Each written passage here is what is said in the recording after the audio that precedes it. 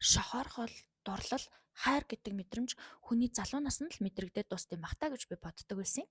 Тэгсэн чинь үнэхээр үгүй юм бэлээ. Хүний энэ мэдрэмжүүд аль ч наснд хизээч тохиолдох боломжтой. Хүн жинхэнэ хайртайгаа бүр 60 наснда ч 70 наснда ч учрах боломжтой гэдэм бэлээ. Тэгэхээр би та нартаа сүнслэг талаас нь ойлгосон жоохон ойлголттой хуваалцъя гэж бодлоо. За шохоорхол, дурлал, хайр гэдэг зүйл нь сэтгэлийн мэдрэмж, зөвхөн сэтгэлийн асуудал биш.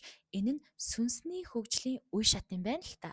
Тэгэхээр юу гэсэн үг вэ гэхээр та шохоорхож ээж, хүнд дурлж ээж, эсрэг үүстэндээ хайртай болж ээж, өөрийнхөө дотоод сүнсний төвшинг левел ахиулаад, нэмээд, өөрийгөө задлаад дэлхийн ертөнцид танилцаад явдаг байх нэ. Тэгэхээр бид нар ингээ хүн төрлөختөн хүн болж турсан хүн учраас бүгд юм язгуур хэрэгтэй, шохоорхох, дурлах, хайрлах хэрэгтэй.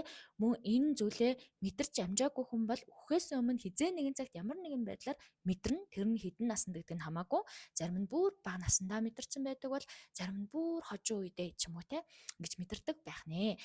За шохоорхол гэдэг нь таны сүнсийг юунд сургаад байгаа юм бэ гэхээр гоо зөө мэдрэмжийг хөгжүүлээд байгаа юм байна л да. Та эсрэг хүснийхаа хүнийг хараад царайгийн ч юм уу, үсийн ч юм уу, нүдэн ч юм уу те хуцлан ч юм уу ямар нэгэн зүйл нь үнэхээр таалагдаад татагдаад тэр хүндээ ингээд маш хүчтэй татагдчихж байгааг бол шохоорхох буюу сүнстэй нь юунд суралцаад байна гэхээр гоо зөө мэдрэмжөө хөгжүүлээд өөртөө таалагддаг нөгөө мод бол загвараа ингээ хайж олоод байгаа юм байна л та. Тэгэхээр хурдан татагдана, хурдан сонирхно. Гэхдээ бас хугацааны хувьд л хурдан мартагдах ийм одоо мэдрэмжтэй байдаг гэсэн юм байна л да. Тэгээ ер нь бол шохоорхол гэдэг нь нүдний буюу хүмүүдэрээ хараад мэдэрч байгаа мэдрэмж буюу сүнсний хөгжил өөрөө сурах гээд байгаа зүйл нь гоо зөө мэдрэмжийг илүү таних гээд байгаад оршдог юм байна.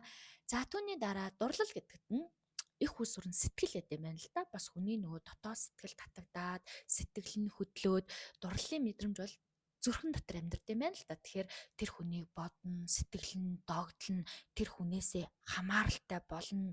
Дээрэс нь хайрлаж сурна, шархалж сурна, өөрийгөө танин те дулаахан болно, хүчтэй болно, заримдаа бүр хүчгүй. Гэхдээ дурлалын мэдрэмж бол ер нь юм докторгүй байт юм байна.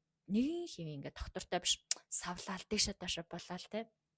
Ингэжээч таны дотоод нөгөө нэг сүнстэй нь романст суралцж байгаа юм байна л да тий. Бүхэл зүйлийг хамааралтай байд сурна, хамааралгүй байд сурна. Тэр хүний гүүгээр ингээд амьдрч чадахгүй юм шиг мэдэрч амхандаа л бас ингээд хайранд баг багаар суралцж байгаа нэг одоо хичээл юм байна. За түүний дараа хайр гэдэг бол их усүр нь сүнснээс гаралтай.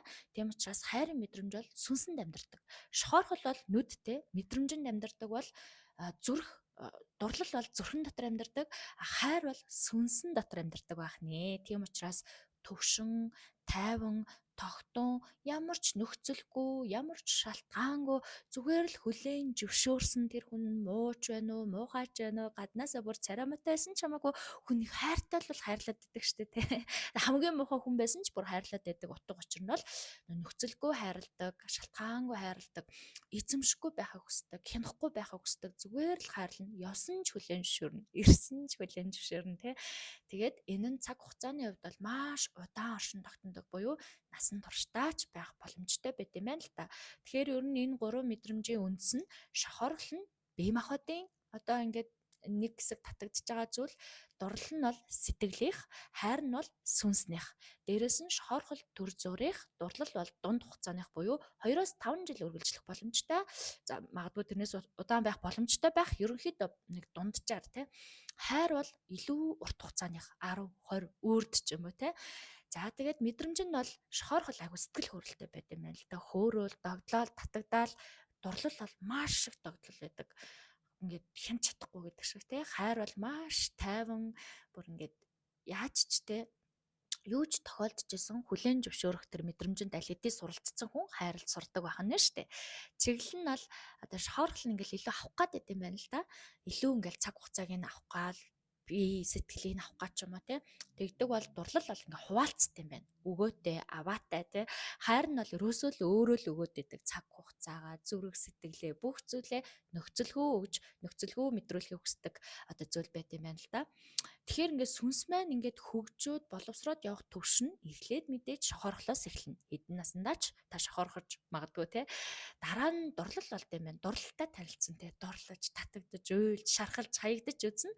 Эцэст нь хайрлж сурд юм байна. Хайр гэж юм байт юм байна шүү гэд те. За ингээд энэ гурван мэдрэмж бол гурлаа сүнсийг хөгжүүлдэг, сүнсийг боловсруулдаг, сүнсийг сэхээрүүлдэг, ухааруулдаг ийм л мэдрэмжүүд юм байна. Хүн болгон хизээч хамаагүй мэдрэх боломжтой л юм байна. Зөвхөн залуунд л тохиолддог, зөвхөн хөгшүүн тохиолддгүй юм биш байдгийн байна. Та яг одоо шохороход сурсан уу? Дурлаж аль хэдийн сурсан уу? Одоо та хайрлаж сурсан уу гэдгийг би танаас асуумаар байна. Та өөрөө аль шатанд явж байгаагаа бас мэдэрч таньж тэ өөрийгөө олох аялалда жоохон ч гэсэн ойлголттой болоосай гэж та нартай хүсэж байна.